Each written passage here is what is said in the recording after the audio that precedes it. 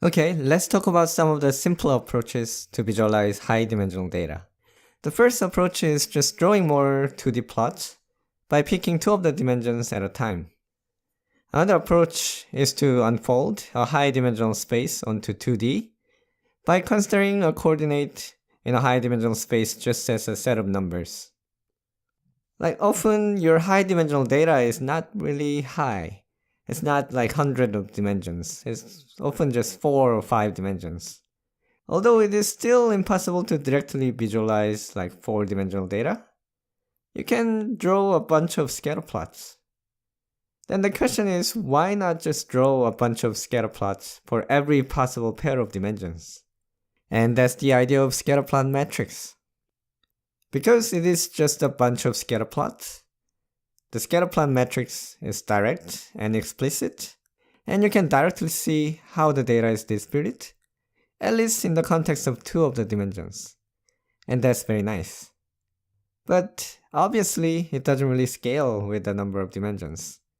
If I have a 4-dimensional dataset, that becomes 4 by 4 matrix, which is fine.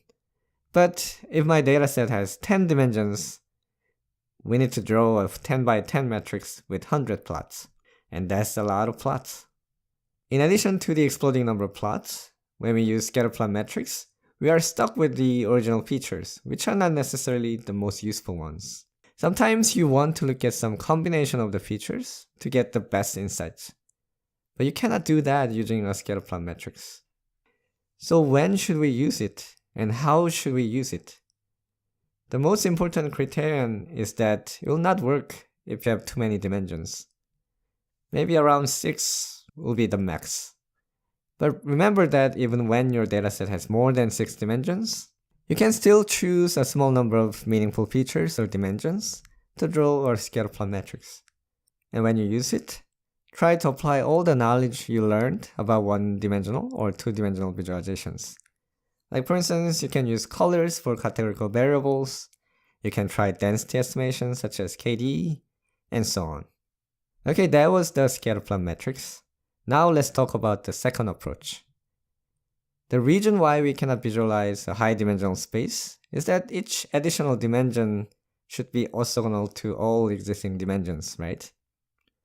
But this assumption can be relaxed if you just give up the strict geometrical interpretation of the high-dimensional space. Instead, we can think of a point in a high-dimensional space as just a set of features or set of numbers that we can visualize however we like. Actually, this idea is very nicely visualized and explained by a YouTuber 3blue1brown. So be sure to check out his video. So if we consider a coordinate in a high-dimensional space just as a set of numbers, we can simply show those numbers on a bunch of parallel axes.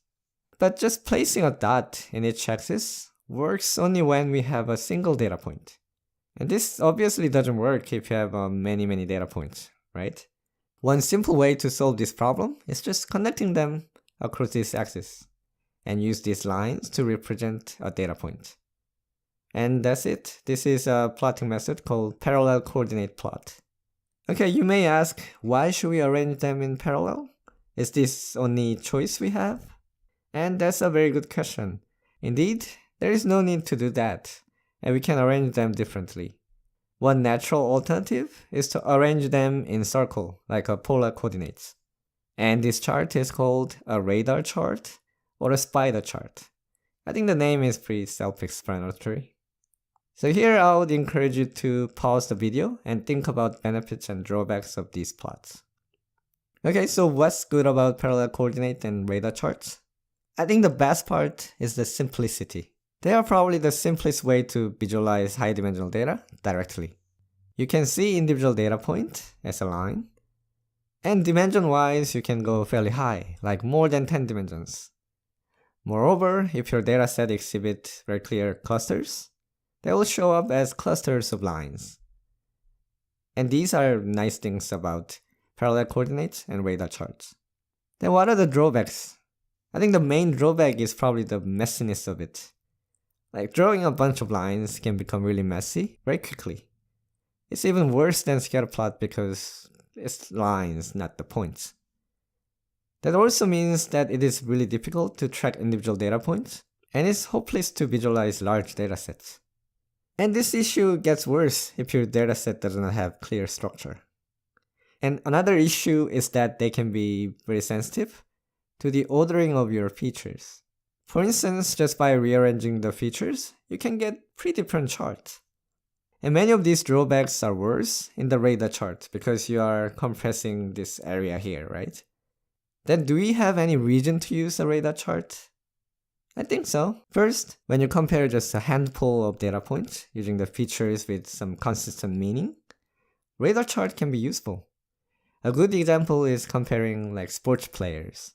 When every axis represents one aspect of some competence, the overall shape of the chart can nicely overview the strengths and weaknesses of the players. And probably this is why you see radar chart in video games and sports. Another nice use case of radar chart is using it as a clock. When your dimensions are temporal, the radar chart can literally be considered as a clock. For instance, this animated chart of global temperature is a really good use of the radar chart. Hope this was useful, and thanks for watching.